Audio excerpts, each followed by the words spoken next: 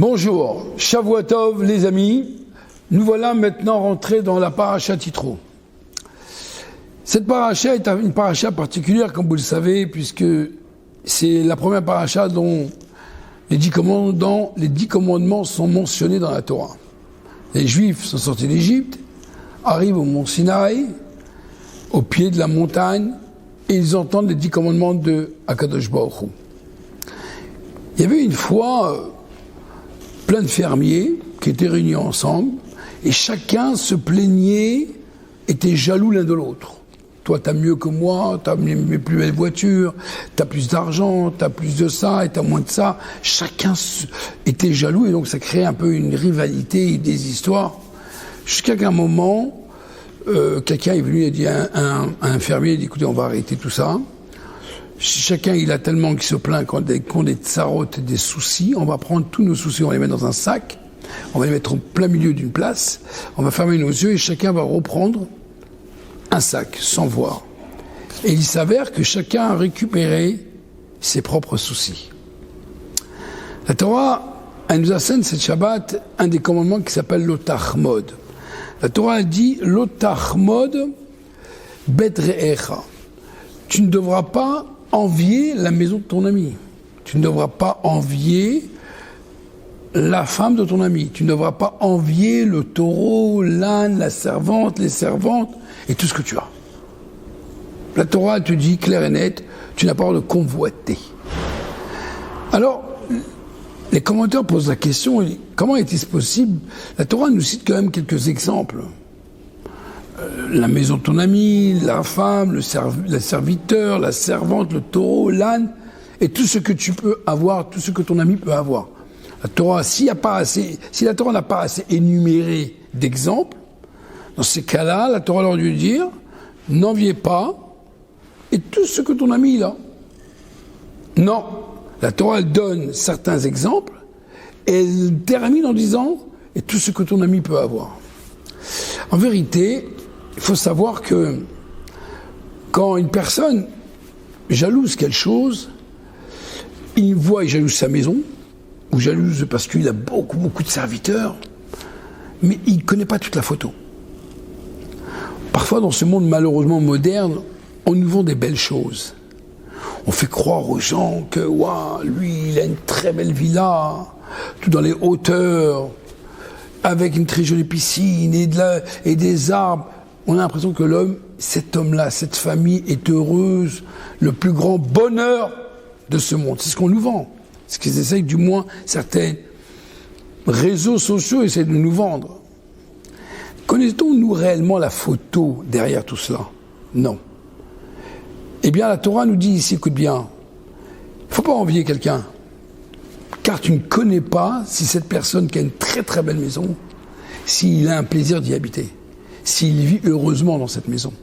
Tu ne peux pas savoir s'il a, parce qu'il a autant de serviteurs, autant de choses, et qu'il est réellement heureux avec tout ce qu'il a. Il peut avoir beaucoup de voitures dans son garage, il ne la regarde même plus. Il a tellement de terrain, il n'y va même pas. Et combien de gens connaissent de gens comme ça? Et c'est vrai, l'apparence extérieure dit « Waouh !» La Torah dit « Achar le'erecha » Arrête de regarder que uniquement son âne, son taureau, son serviteur, sa servante. Regarde l'image entière.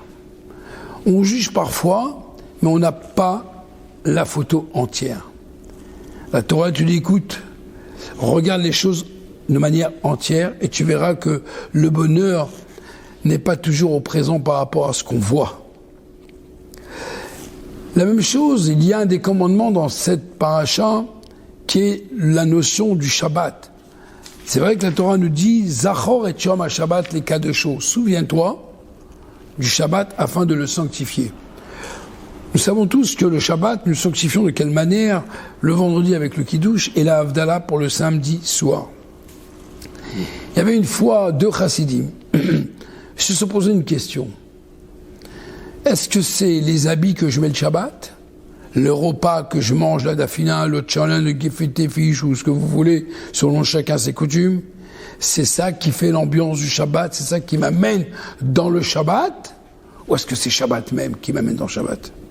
Alors ils ont testé, en pleine semaine, ils ont dressé une super belle table, des bougeoirs, des salades, le poisson, la viande, les desserts et les chants. Et ils se sont avérés, les deux chassidim, que finalement, ils ont ressenti le Shabbat. Ils étaient inquiets. Ils ont compris que finalement, très possible que ce n'est pas le Shabbat qui fait le Shabbat. Mais c'est la manière de comment je m'habille, de quoi je mange, qui fait le Shabbat. Ils ont été voir leur rabbi, le Magui de Mezrich. Le Magui de Mezrich leur dit non, pas du tout. C'est le Shabbat qui fait le Shabbat.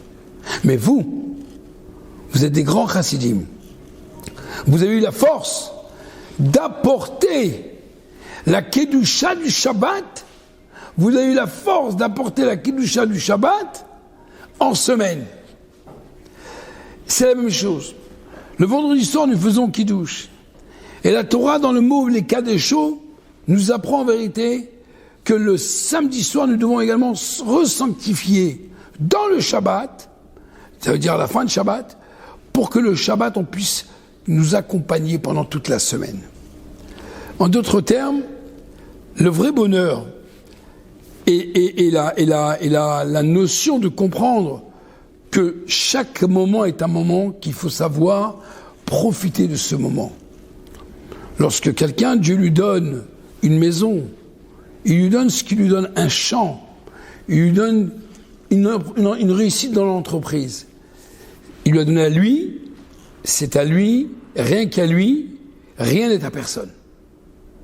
Et c'est la raison pour laquelle il faut savoir qu'il y a un moment d'un début, il y a un moment de fin. Shabbat, c'est Shabbat. Après Shabbat, c'est après Shabbat.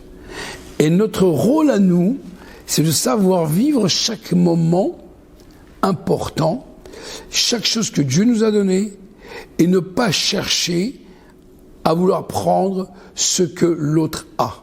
Comme les sages disent toujours, notre Ahmod, ne convoit pas, n'aie pas envie de ce que l'autre il a, sois plutôt intelligent de saisir ce que tu as et de faire avec ce que tu as de manière d'être heureux. Et c'est ça en vérité un des messages universels des 10 commandements de cette semaine. Pour qu'une société soit équilibrée, normale et heureuse, c'est qu'il faut savoir, chacun il a ce que Dieu a prévu de lui donner et personne prend à personne quelque chose. Et de cela, si Dieu veut que lorsqu'on aura compris d'une manière cette chose-là, que chacun fait son travail sans pour autant être jaloux de l'autre, eh bien automatiquement on aura, si Dieu veut, comme c'est écrit à la fin du Maïmonide, il n'y aura pas de jalousie, il n'y aura pas de haine, et là ma chère pourra venir. Merci beaucoup.